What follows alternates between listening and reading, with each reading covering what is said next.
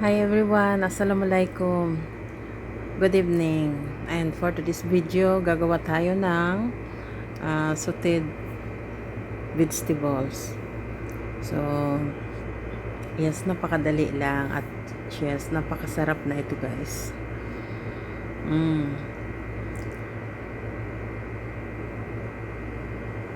Sa kulay pa lang, masarap na. So, meron tayo ditong, it's about half kilo of carrots and half kilo of green beans. At meron din tayong 1/4 kilo ng shrimps. Yung medyo malilit lang tong shrimps. Yung pang sahog ba, kumbaga. Pero napakasarap. At pwede rin, kung ayaw nyo ng gulay, pwede yung gawing spring roll.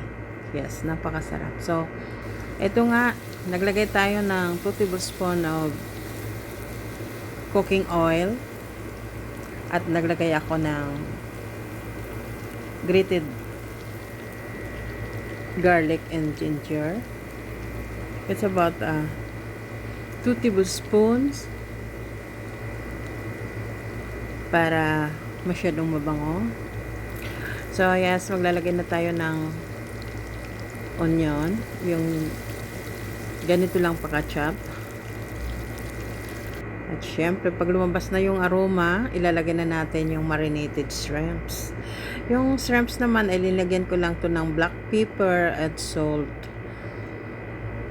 So, ayun, igigisa na lang natin kasi hindi naman gaanong luto. Yung, kumbaga parang half cook lang. So, yes, lagay ako ng konting salt.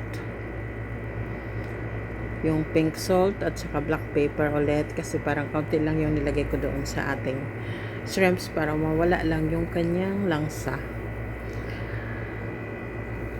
So, halo-halo lang natin. Igigisa muna natin ng hanggang matuyo ng kaunti.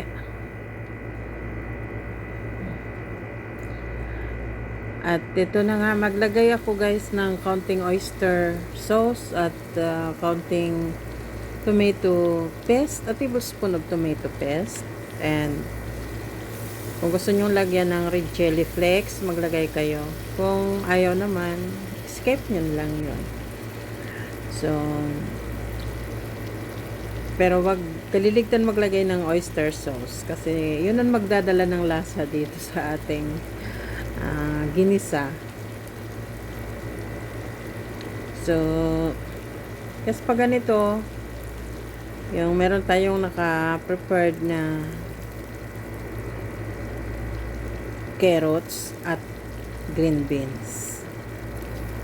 So, yun lang, lalagay na natin at syempre ihahalo-halo natin to para hindi masunog sa ilalim yung ating vegetables.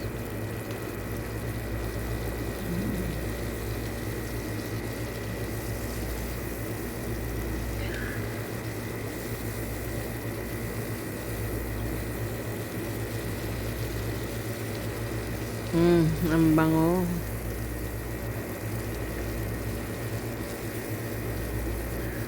So yes, naglalagay ako guys dito ng splash of sesame oil.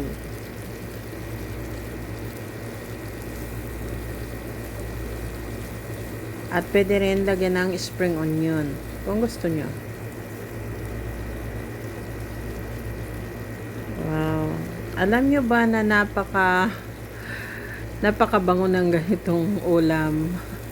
Simple lang, pero mapapadami ka ng kain. At hindi ka magigilty kasi vegetable din naman to eh.